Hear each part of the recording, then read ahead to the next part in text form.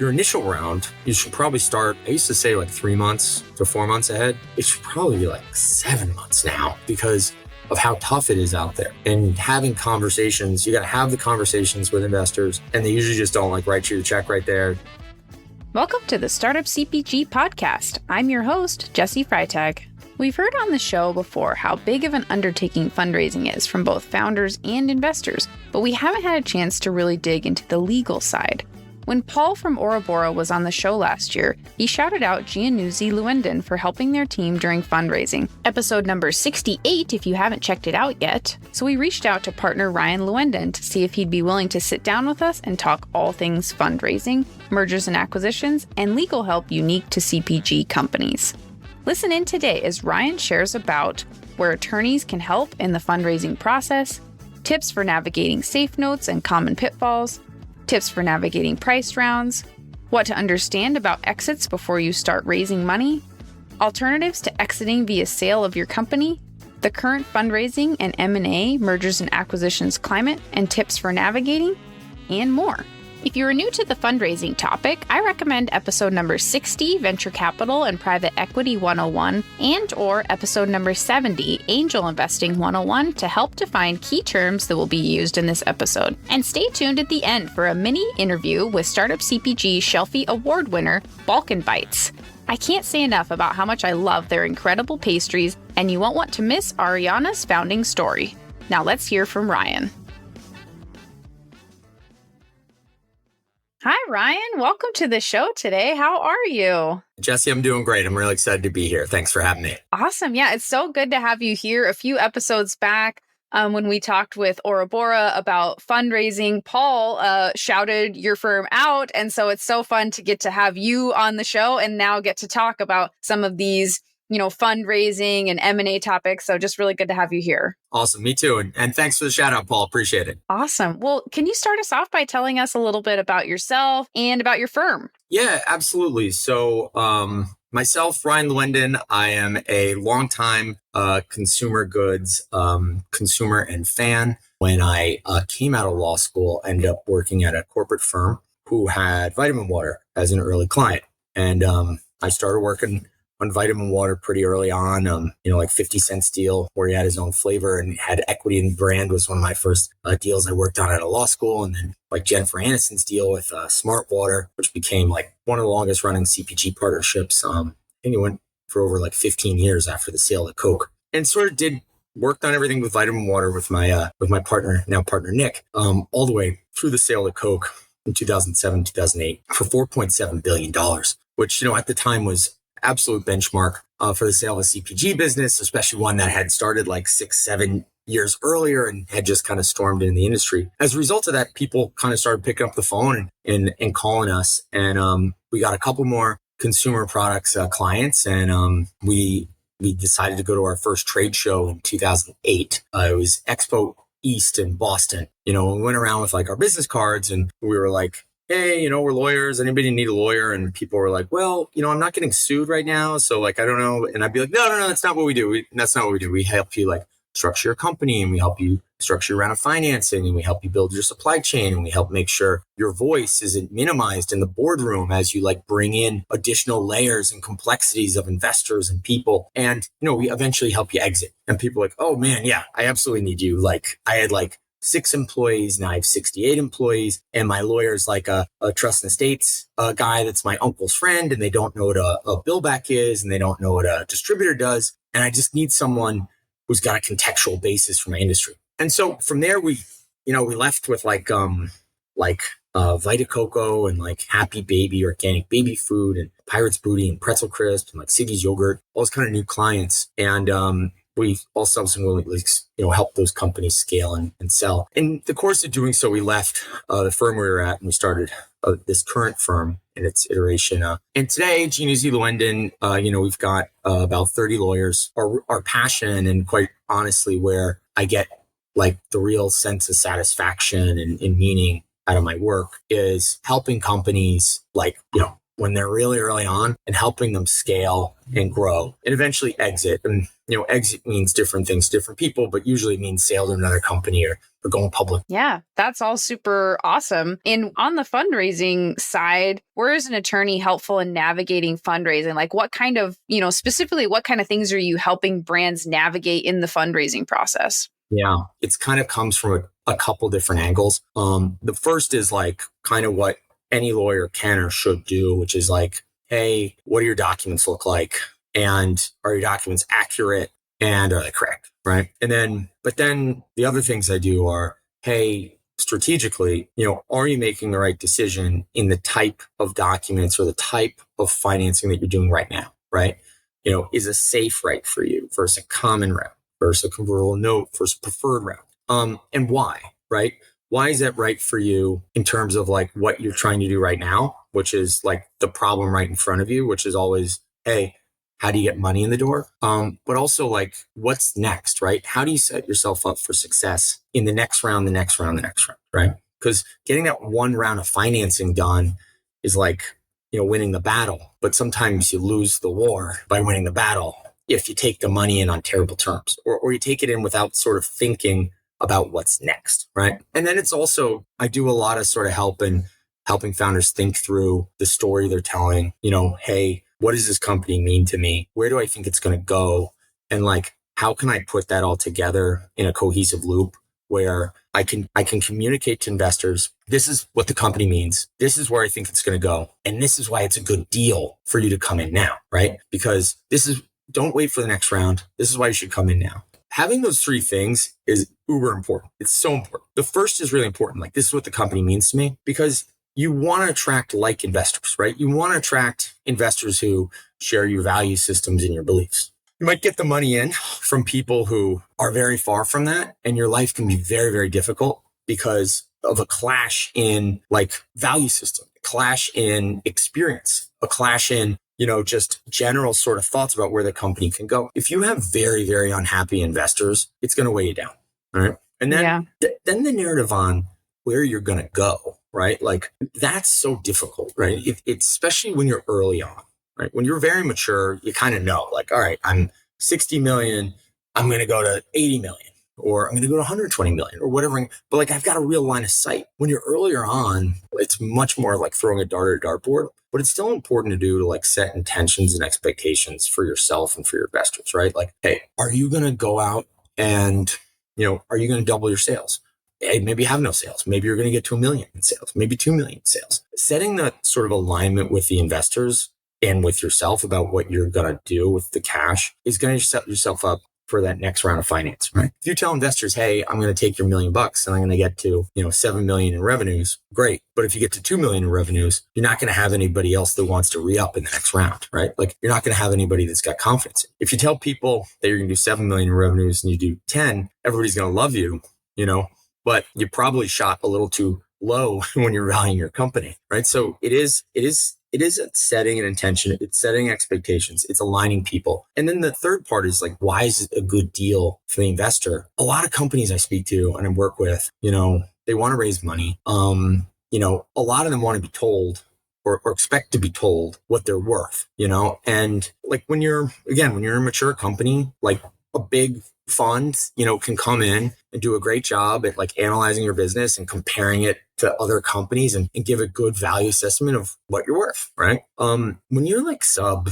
10 million revenues, a lot of people don't want to do that. A lot of the investors, especially, if you're raising under $5 million or something like that, right? Like the investors don't want like to do all that work, right? They want you to tell them, they want you to have an idea and a vision of what you're worth and to be able to explain that to them. But then also to explain to them, well, this is why the valuation I'm giving you is a good deal, right? Like if you come in today at $10 million valuation, by the time I spend the money, the company's going to be worth $20 million, right? Like if you can articulate that intelligently and explain that to people, even in this market, which is one of the tightest markets that we've seen in decades, people are going to come in, people are going to invest because it's a good deal. It's a great deal.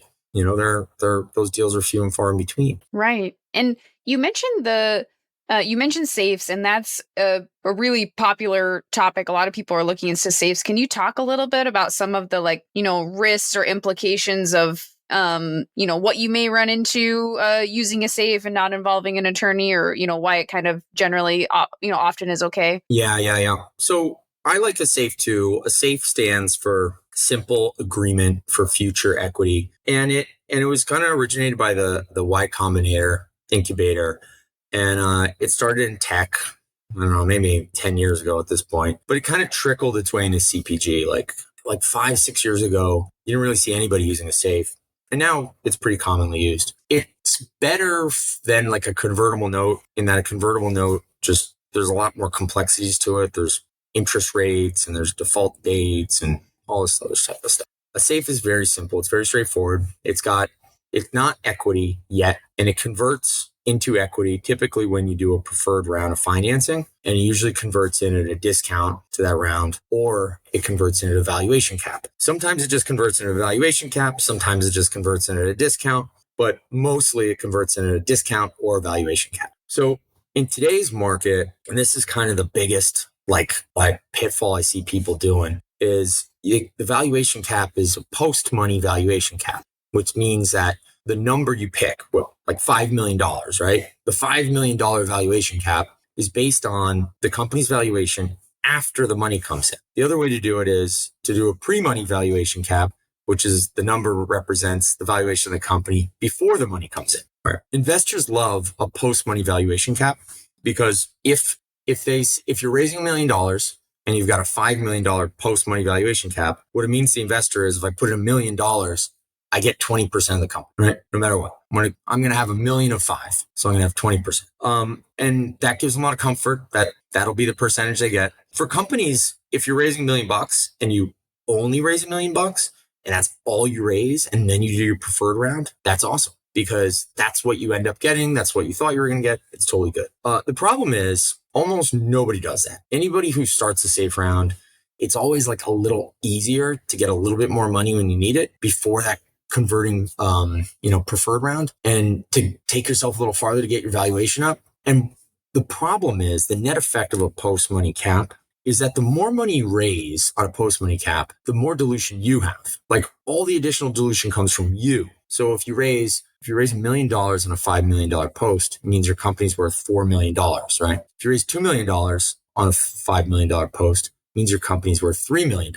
So you raised $1 million more, but your company's worth $1 million less. It's not really math that's like logical in a lot of ways, at least to me, but investors really like it because it gives them a sense of certainty. When you're like, I think if the company's a little more mature and you're using this as a bridge and you kind of know when you're gonna need the money, and you know that the money's gonna be there, and like you're just using it to fund this like upspurt in growth, I think it's great. But what's happening is most people are using it like to get out the gate. And what most startup consumer goods companies have no clue how much money they're going to need or where it's going to take them. And that uncertainty is all born by the founder if you use a post-money cap. So how do you fix it? Well, look, you could push for a pre-money cap. And pre-money cap means the more money we raise in this round, the more everyone's diluted. The founder too, but like the other investors, everybody else, everybody shares in the dilution of that, but the company's better capitalized, right? So everybody's sharing in the benefit of the additional capitalization by the dilution of the safes. To me, that's like much more logical and much more fair. But again, so I would say, look, if you don't know how much money you're going to need, go for a pre-money cap, and just investors say they don't like it, just try to convince them otherwise. But if you're in a situation where you're pretty confident you're only going to need that fixed amount of money, go for your post-money cap. Yeah, that's very helpful. And can you talk a little bit about if whether or not you've used a safe first, or maybe you did friends and family or something, and then you're going into your first like priced round, what are some of the things to think through, or, common like pitfalls that you see in that first priced round? Yeah, the first price round, a bunch of things to think through. First of all, who is funding that first price round, right? Like, do you have a lead, or are you kind of passing the hat, right? And in that first price round, you kind of see both, right? Later on, when the check sizes get bigger, it kind of like, by the nature of the amount of money that you need, gets filled out by kind of one fund leads it, and maybe some other people come in. But those earlier rounds could be like gobbled up by a bunch of different investors who, or even if it is a lead, like, is this person or entity or whatever, is this like my long-term partner, right? And are they going to fund the company through the next round? And the answer is probably no. The answer is probably the person who's investing now is like recognizes what I got and is bridging me till I get to a certain level. And then they expect another party to come in, right? On top of that. So if they're not your long-term partner, you got to think about what's going to happen as you layer partners in, right? Preferred rounds come with rights for that round. They come with board seats. They come with blocking rights. Those two things you have to think, all right, well, how many board seats am I giving away to this partner? And how many am I going to have to give away in the next round? For the most part, founders should be maintaining board majority, consummate, at least with their ownership, right? Like at least until they're under 50%, they should still have a majority of the board. The dynamic that sort of these minority investments is the founders control the board, which means they kind of make all the decisions.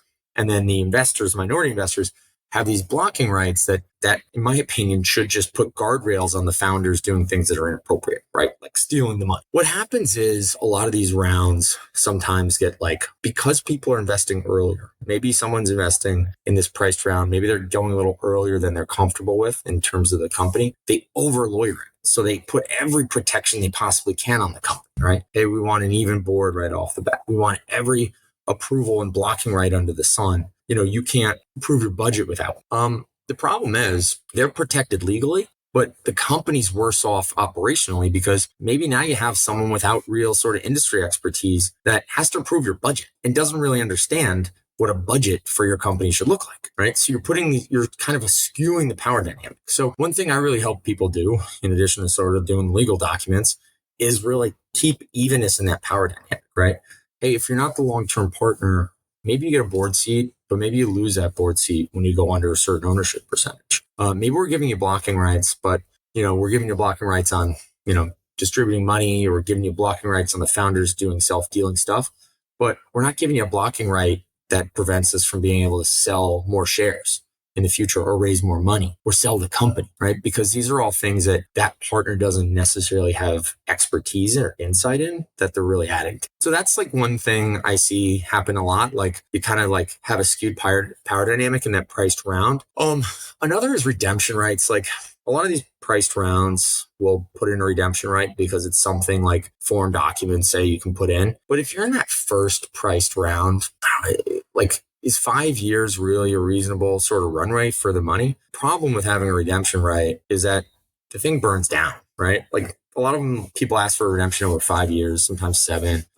If you have like a reasonable amount of time to grow and mature over that period, as that thing burns down, like either that person's going to be in a position of leverage because they're going to have to waive it, or other investors are going to be really reticent to come in. They're going to be like, cool, I like your company. It's great. But like in 2 years, there's someone who can like pull the ripcord, and the company is likely going to have to sell because we're going to have to exit this person. And I see that happen a lot. Like people put in redemption rights too early. In my opinion, redemption rights should be put in like where people are coming in, there's a reasonable line of sight to an exit. And, there's some question about whether the founders are ever going to want to give the company up. Like they're just real, lifers. And, the investors say, hey, look, that's cool. I get it. But like, the company's good. It's on really good footing. There should be an opportunity for me to get out, not an opportunity for me to bankrupt the company. And it's one of these things that I think carried over from tech, really, that in tech, like earlier on, that the companies can get a bit more profitable. People can get out and not totally like ruin the company. In CPG, you just don't really see it happening when you get these really early stage things in. Yeah, I mean, those are kind of the biggest pitfalls that I see in those price rounds. Yeah, that's super helpful.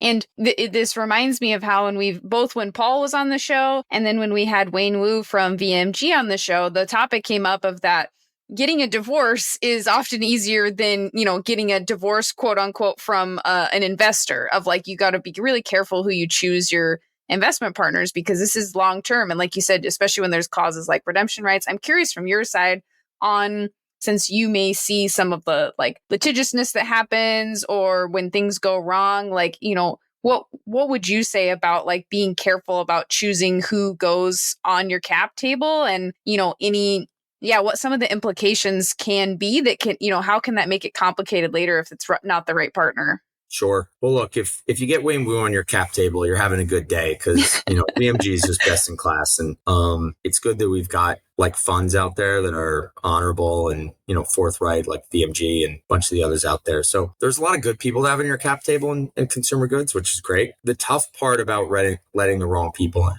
right? There's a couple buckets, right? One is like people outside the industry, right? You see a lot of real estate investors come in and they invest and they're like, hey, where's my dividend? Right? Like, where's my quarterly dividend? That's kind of what I experienced. Hey, why is this company not getting profitable really quickly? And there's just like a way they're used to investing. They don't get it. They don't see the process. They don't understand it. And there's just like a desire to get out, right? And an immediate desire to get out or desire to get a return that they weren't really expecting. And there's kind of no way to make them happy. And then look, there's what I would call like conflicts of personality, where investors really and the founders really just ultimately don't see eye to eye and people don't like each other. As a founder of a company, that's a tough spot to be in, right? Because oftentimes if you're the founder, if you're the majority owner and you have a majority of the board, you've got a fiduciary duty to all your shareholders and like to do what's in their best interest at all times. And for the most part, like that's going to mean doing your best to grow the company and hopefully make them a lot of money and make them rich. And that is what it means for the most part. But like people can argue a million different things. And you're in the position of like, when you're in the position of control for the most part, which a lot of CPG founders are at the start, but you're also in a position of risk, right? Like if you have somebody that's just out to get you, out to make trouble, like allegations of breach of fiduciary duty, those are personal allegations like against you. Like there's a real risk there when there's just sort of bad animus amongst shareholders. And I'd say usually it becomes like it's sort of like a clash of personalities. And then there's just, the third is like a clash of sort of like goals, right? Like, hey, company's going great. The fund is making a 6x return and the founder is living their life. And the fund is like, hey, I'd really like to monetize this. And the founder really wants to keep going.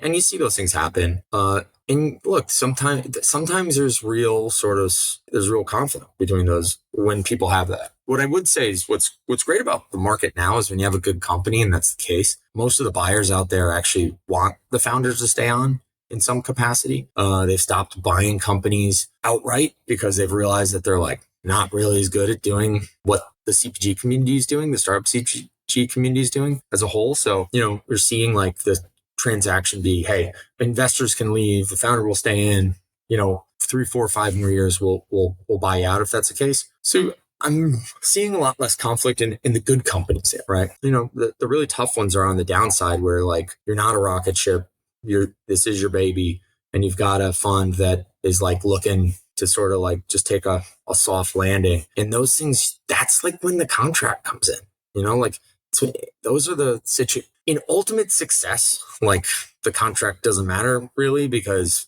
everybody's so pumped that they're just running towards the same thing. And like in an abject like failure, the contract doesn't matter because there's really nothing to fight over.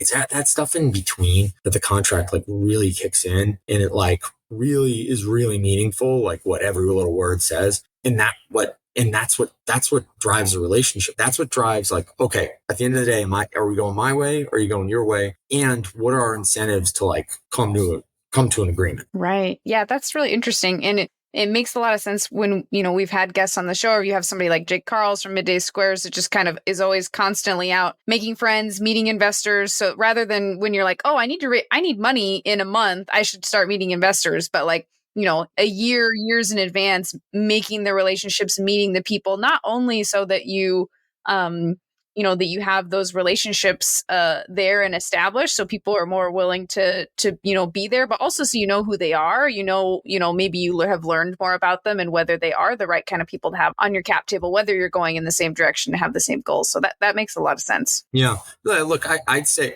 and Jake Carls, I feel, is meeting everybody all the time. That guy just has unfathomable energy, but like, and he's doing a great job at everything he's doing up and down the line, I think. But But in terms of investors, Jesse, that's like such a good point because I meet a lot of people that are like, hey, Ryan, I want you to be my lawyer. I got to raise money. I'm like, cool. They're like, because I'm out of money in like a week. And it's like, wow, okay, it's going to be real rough, But in the fundraising part of things, a lot of founders really hate it. A lot of founders don't like fundraising. A lot of founders, quite frankly, like one of the biggest reasons they concede on points to me is that they just want to be done, right? Because what they love is like the sales or the marketing or the manufacturing part of it. Like most founders don't love raising money. Some of them do, but most of them don't. And so like, it's something that most people leave kind of the last minute. And the fundraising process is a process of multiple rounds, but your initial round, right? You should probably start, I used to say like 3 months to 4 months ahead. It should probably be like 7 months now because of how tough it is out there. And having conversations, you got to have the conversations with investors, and they usually just don't like write you the check right there. Then they usually think about it. Then you got to give them an update, then you got to tell them who else is coming around and you got to see them again. And before you get the check in. And that's one thing. You got to start ahead, and you got to have your deck, and you got to have your term sheet, and you got to have a tight presentation to be ready to do it. You got to start that way earlier than when you need the money. But like the process of fundraising, of going out and, meeting Wayne Wu and meeting, Jared Jacobs from Cov, right? And meeting Jared Stein from Monogram, all, people who are like amazing people in the CPG industry, who've got a lot of knowledge, who've got big funds, who write big checks, who probably are too late stage for you. A lot of people don't want to get in front of them because they don't think it's ready yet. But like developing that relationship with them earlier on is like, in my opinion, it's what sets you up for that deal, right? Like, hey, look, I met you when I was doing 5 million in sales and I was too small. And I told you I was going to do, 10 million the next year. And guess what? I did 12, right? When you come back and you show them what you did, and they see that, they're going to start to build that trust and that confidence in you. And they're going to start to see that story and see that trajectory and start looking for you in the spins data and start tracking you and also getting to know who you are as a person, right?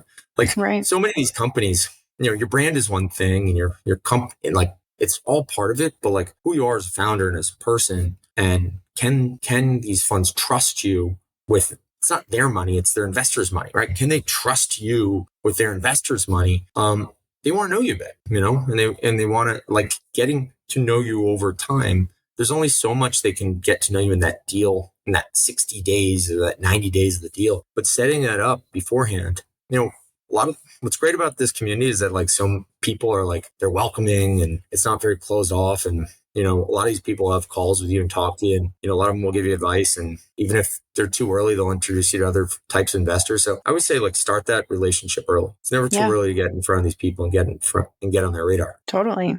And what would you, a lot of our brands are very early on, but, they may be thinking about doing their first fundraising round, or maybe they've done a few rounds of fundraising.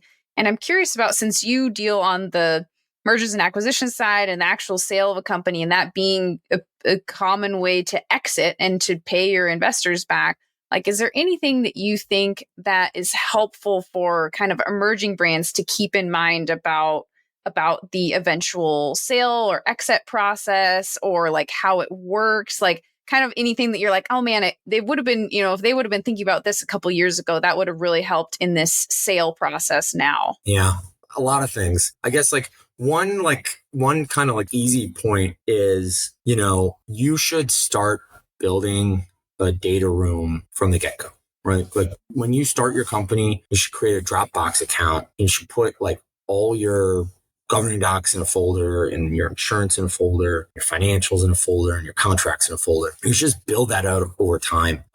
It like there's so many people that don't do that, and they get these great companies, and that when they get ready to take investment, like there's just papers everywhere, and they got to like put it all together and organize it, and it really slows things down.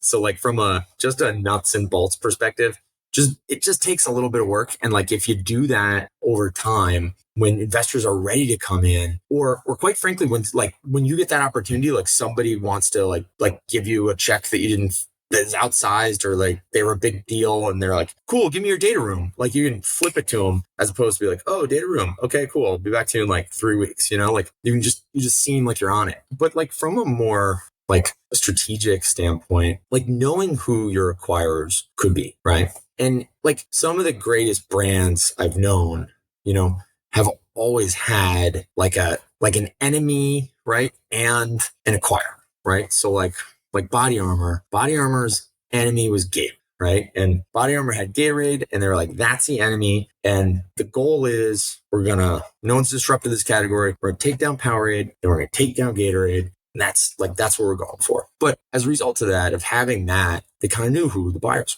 were, right? Probably wasn't Gatorade, but you had Coke, you had KDP, maybe you had Nestle Water, one or two other people. But like you knew who the people who could want that are, right? Like, hey, Powerade's the low price one. We're gonna be the high price one. That's our natural acquirer. And you can build towards that, right? That can inform decisions, right? Like, hey, should I come out with protein bars in addition to my sports drink? If I'm selling the Coke, probably not, right? Because Coke doesn't do protein bars. If you have sort of like a North Star in terms of where you want to go as a brand and as a product offering and as a platform, it's really going to inform a lot of the decisions you make along the way. And like the companies that I've seen, sell for billions or get to $1 billion valuations, they've all had like a very good and robust sort of vision in terms of who they are and what they're going to be and how they're going to get there. And when you're earlier on or a couple fundraisers in, like a lot of people start companies because they like the product. And a lot of people start companies because they want to start a company because they don't want to work for people, which, is basically why we started the firm and all that type of stuff. So, nothing wrong with that. But, if you're growing towards, giving this brand to someone else, knowing who the perfect partner would be or partners or whatnot. And driving towards that is I think is going to be a much easier road than sort of, the opposite, which is just kind of growing opportunistically. Yeah, no, that's really helpful. I'm also curious because I think I see this come up of like, well, if I take on investment money, do I have to sell my company? Like, do you see other exit arrangements very often? What do those look like if you do see those? I'm kind of curious. Sure. Yeah. Yeah. I mean, it happens.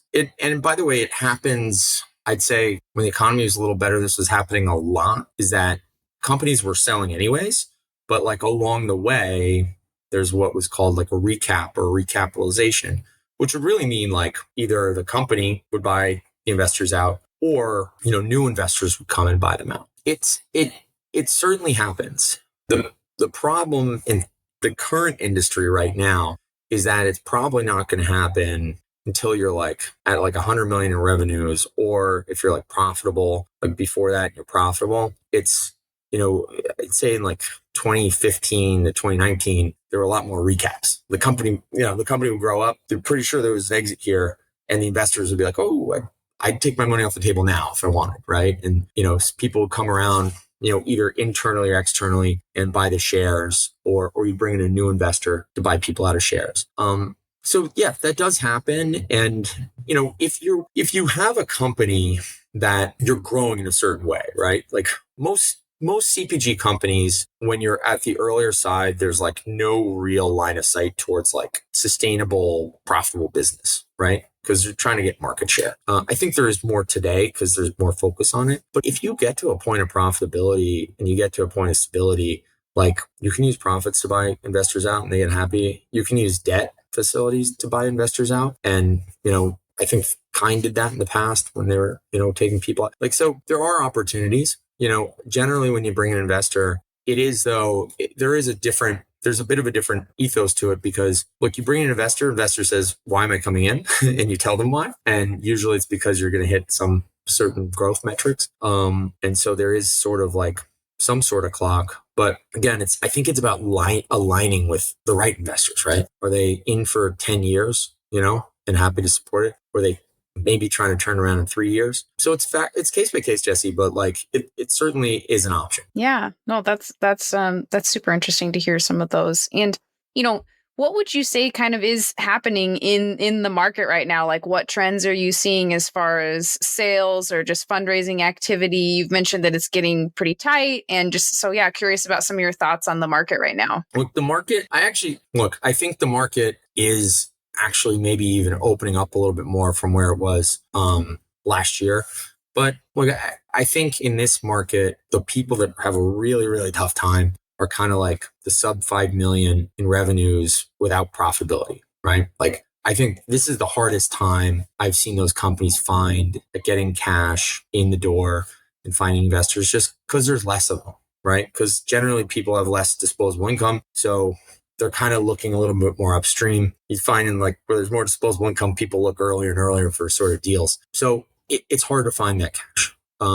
I have been seeing sort of like a bifurcation, like sort of a binary type situation where, you're having these great exits and great sales for companies with really good fundamentals and really good growth, great investment rounds, great top line valuations, all amazing.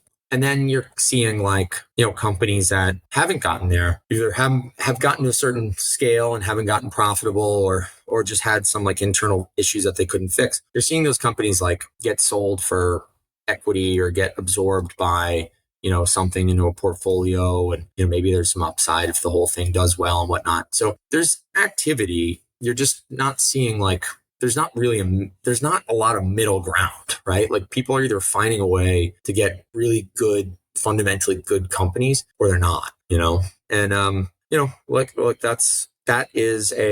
it must be much more daunting for the entrepreneurs out there.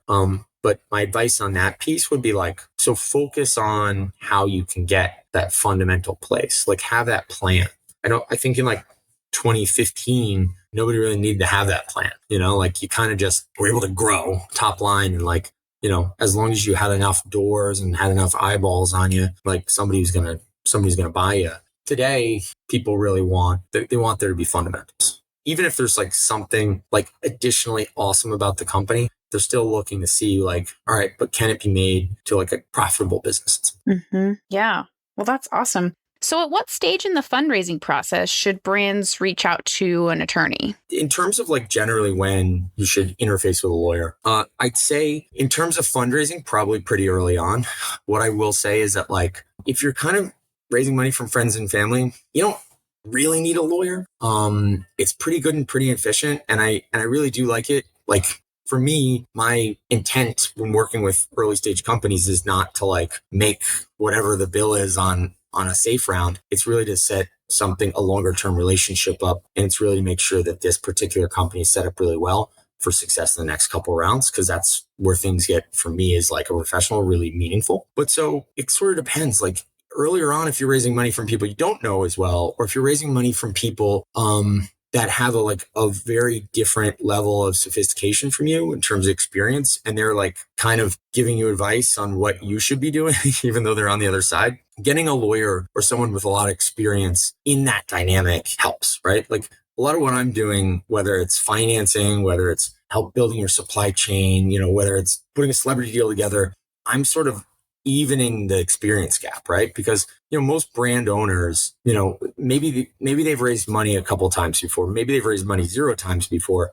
but like the people they'll be taking money from have invested in a bunch of companies, right? Even if they're just rich individuals who have made a lot of investments, they're going to have more sophistication. If it's a fund, that fund has made thousands of investments possibly in very, very sophisticated ways and has very sophisticated ways of analyzing sort of the opportunities and speaking to the opportunities and explaining to you why their point of view is the right point of view. And that, by the way, that in CPG, that goes like throughout everything. Like when you're dealing with manufacturers and you're dealing with distributors, right? Or you're dealing with, the talent agents who work with a lot of these celebrities. Like they've done hundreds or thousands of deals and you've done only a couple. And there's a natural sort of dissonance between experience there that for my like sort of channel expertise in CPG, that me and my firm were able to sort of come and even that gap a little bit. So just in addition to like the legal part, that's what we shore up a lot of times. And when we get involved early, that's like more so than, hey, I need somebody to paper my safe. It's usually, hey,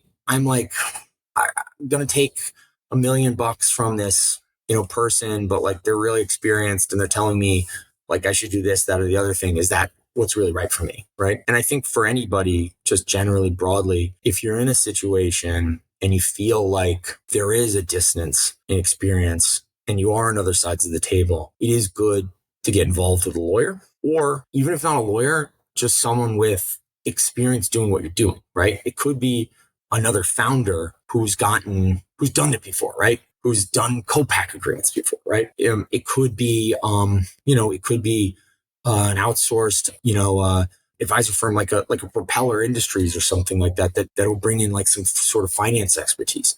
You should put experienced people around you for advice whenever you start to get sort of out of the depths a little bit in terms of complication. And how can people, connect with your team if they are interested in reaching out to your team? What's the best way to reach out, learn a little bit more? You've Sure. mentioned that kind of people can reach out at a lot of different stages, either early on. So yeah, what's the best way to get in touch? Yeah.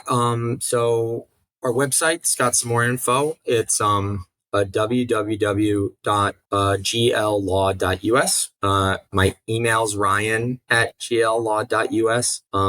So you can reach out to any of those things. And look, we're happy to talk to anybody. We love the consumer goods industry. We love like this area. We love anything, topical, ingestible, whether it's beauty or pet or baby, food or beverage or spirits. And we're just very passionate about the area. So would love to hear from many of you and hear about your companies, and happy to talk to you all about how we can help. Awesome. That's great. Well, thanks so much for coming on the show and sharing about this topic. And, just it can be a lot to navigate. And so having someone like yourself with your experience to just, share is super helpful. So really, really appreciate your time. Yeah, Jesse, thanks so much for having me on. I just, love the Startup CPG community, and I'm just happy to be here. So thanks. Don't go anywhere just yet. Stay tuned for the founding story of Balkan Bites that I recorded at the end of 2022 with founder Ariana. Hi, Ariana. Welcome to the show today. How are you? Hi, Jesse. I'm great. Thanks for having me. Super excited to chat. Yeah. Oh, I'm so excited to have you here. I got your package in the mail and immediately, I stopped everything I was doing, preheated the oven, and immediately, popped one of the bites in, and oh my gosh, my house smelled amazing. Just regular listeners will know we're normally a gluten-free house because my husband has celiac, and this product's is unfortunately not gluten-free. No. But I do not need to eat gluten-free, so I got a paper plate, made a little, got some foil, used the oven safely and everything, and enjoyed my very delightful treat. Oh my gosh. So I'm so excited to learn more about how you make such an incredible product, and it well deserved to win a Shelfie Award with Startup CPG. And, we've talked about it on a couple episodes of just, Jenna and Patty on the team, like their feedback on the product. So yeah, it's such a delight to get to have you on the show today. Thanks so much. And I'm so excited about the award. I have it right here on my desk. Reminder every day to keep on going. So I'm super excited. That's amazing. Well, can you start off by just telling us a little bit about yourself and how Balkan Bites came to be? Sure. Yeah. So the idea for Balkan Bites started now 4 years ago. My aunt and we came up with the idea really out of a way to remember my grandmother's legacy. It was not accidental, but a little bit. So my grandmother passed away 4 years ago, and I really wanted to honor her and learn a lot of the recipes that she used to make for me. So I'm half Croatian, half Albanian, and she was on my Albanian side. So from Kosovo, she lived in Kosovo most of her whole life. And then during the war there in the late 90s, she came over and stayed with us and lived here until the end of her life. So I was fortunate in a way that she did get to spend a lot of time here, because otherwise I'd only see her once a year. So it was a terrible circumstance, but I was lucky to have her in my life for kind of the second half of it and eat her delicious food. So she would make all types of traditional Albanian food that was really labor intensive, spend the whole day in the kitchen. And it just brought me closer to my roots. And she would kind of teach me about my culture through the food. And a lot of my family came over at that time. So I was just getting exposed to all sorts of amazing dishes that you really couldn't find at restaurants or in the supermarket for sure. So after she passed away, I really wanted to preserve those recipes and hopefully pass them down to my family one day. So my aunt is really the gatekeeper of all of our family recipes. And then also she's a trained pastry chef. So she was a good person to teach me. So we started off really making burek, and it's a savory phyllo dough pie. So the dough is stretched super thin. Typically, you stretch it by hand. It's see-through. And then it's filled with different savory fillings like spinach and cheese, beef and onion. You could do potatoes and onion. You could really put anything in there. You can also make them sweet, but the tradition is to eat it as a savory meal. So consumed at every holiday. It's found at every bakery in the Balkans. It's just a really delicious, ubiquitous food. And after we made it a few times, we realized there's really nothing like it in the market. And we think, we had a hunch that people outside of the Balkan community would really enjoy this dish. It's, similar in a way to an empanada or any kind of dough stuffed with different savory fillings that's super flaky and delicious. So we tested our theory. We did a bunch of outdoor markets and pop-ups here in New York in 2019. So that's really when we launched, and it went really well. People from around the world got to try the product. We would make our baked burek at the time.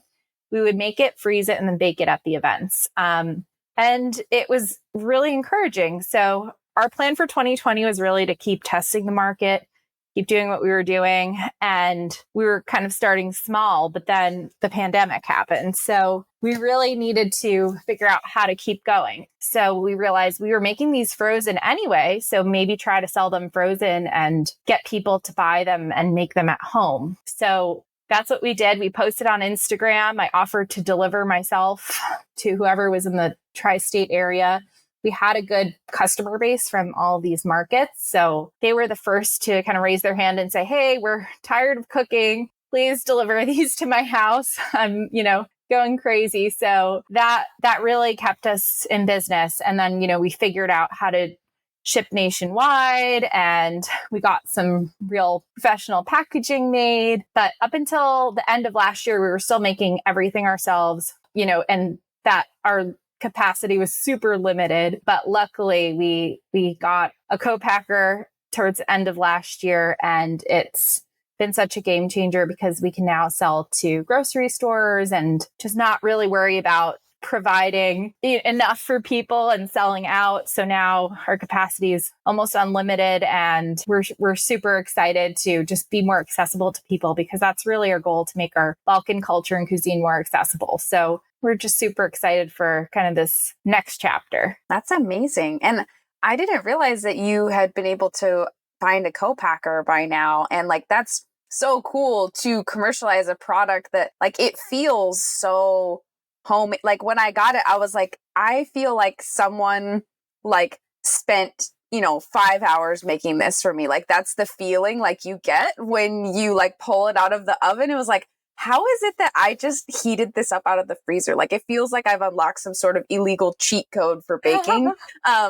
So that's so cool that you figured out how to scale something that has such a homemade, authentic, incredible feeling to it. Thank you. It was really tough. There's a specific machine that our co-packer needed to have, and there are only maybe 10 facilities around the world that have this machine, and it was a big investment for us to buy ourselves. So we got really lucky to find someone who was willing to keep our recipe as close to it we had it when we were making it by hand, make sure all of our ingredients stayed the same, and just be able to make a lot more than we could before. So we're feeling very lucky for that, and it's helped us grow this year. That's amazing. And I also noticed that you have had some amazing press, like Bon Appetit, Forbes, New York Times. Did those did people just hear your story and take onto it, or did you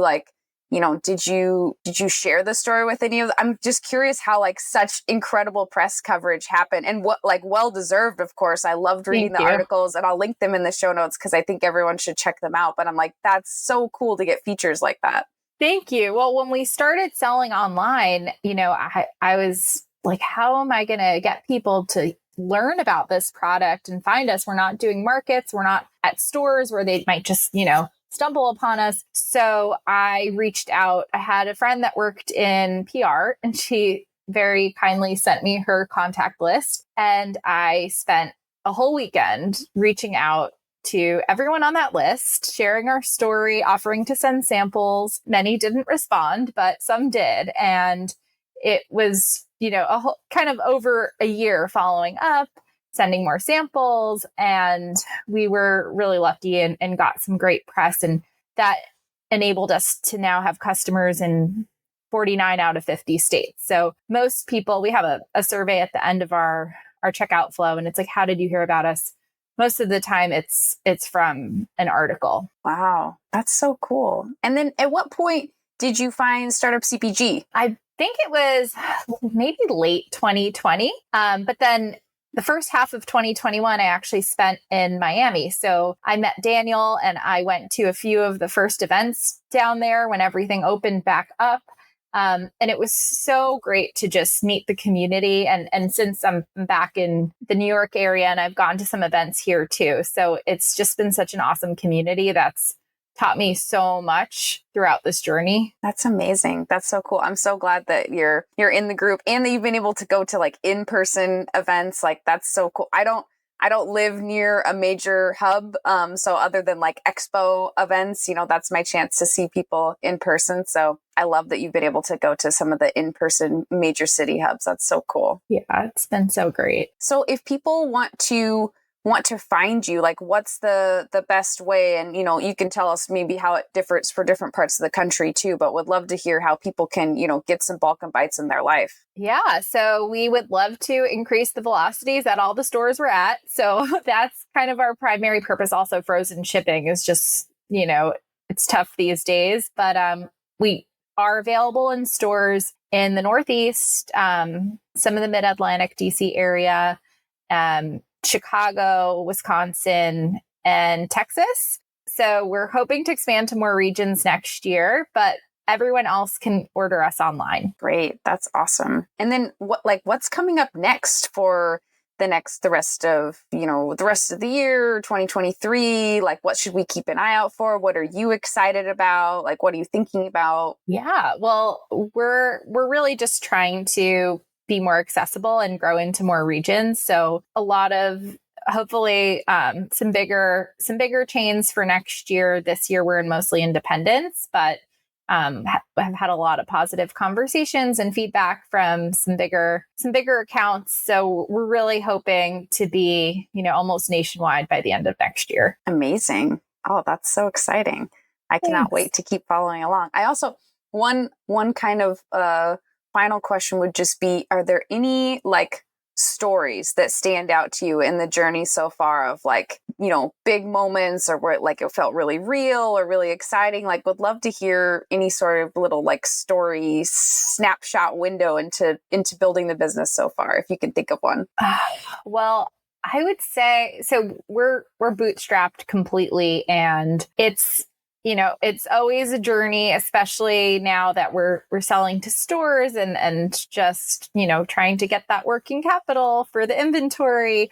But it seems like, every time we're in a pinch, we've been really lucky and gotten a grant or a loan has come through. So yesterday, actually, I got an email that we got a grant from the New York State for a good amount, and I did not expect it to come through. And it was just like so needed and so exciting, and kind of that reassurance, like everything's gonna be okay. You got this. Because when you're expanding to new regions, new distributors, opening new DCs, it's very expensive. So, we're just trying to get by on what we can and stay bootstrapped for a little bit. So every little bit helps, and just really pursues us to keep going. Yeah. That's incredible. Well, this has been so delightful to just like get a little snippet window into Balkan Bites and get to meet you and introduce you to our podcast audience. And so I definitely encourage everyone to, go check out your website. That you can go to Balkan Bites. That's BALKAN bites.co. And then you can also follow Balkan Bites NYC on Instagram. So like make sure to give Ariana a follow and, you know, and see what's next. And I know that I'm going to be following along, and probably after recording this, I'm going to go turn on the oven and heat one up, because that sounds delicious. And it really, I don't know that I've really had a product that just I could heat up like that and it feels like someone made it for you. And like, I think Jenna on the Startup CPG team said, like, you know, this is one of those products that you're like, I would order this in a restaurant and, you know, I would pay for this for like an entree or something. And yet I'm able to heat it up at home. Like, how incredible to bring that full experience home. So yeah, can't say enough good things about your product, and just so excited to keep following you. So thanks so much for joining me today and spending a little time with me. Thanks, Jessie. It's been great chatting. Thank you for listening in today. I'm so honored you joined me for this conversation, and I love hearing from you all with feedback, suggestions, or if you just want to say hi at podcast@startupcpg.com, or you can find me on LinkedIn. If you liked this episode, we'd love for you to share it with a friend or colleague, subscribe so you don't miss future episodes, and maybe even leave us a 5-star review on Apple Podcasts. If you aren't yet in our Slack community of founders and experts, we'd love to see you there. You can get the free invite at startupcpg.com and find all our other awesome resources there, like webinars, databases, the blog, the magazine, and virtual and in-person events. And if you found yourself rocking out to our intro and outro music, which I do every single time, make sure to check out the Super Fantastics on Spotify. It's the band of our Startup CPG founder, Daniel Scharf. I'm Jessie Freitag, your host and producer, and on behalf of the whole team at Startup CPG, thank you for being here and see you next week.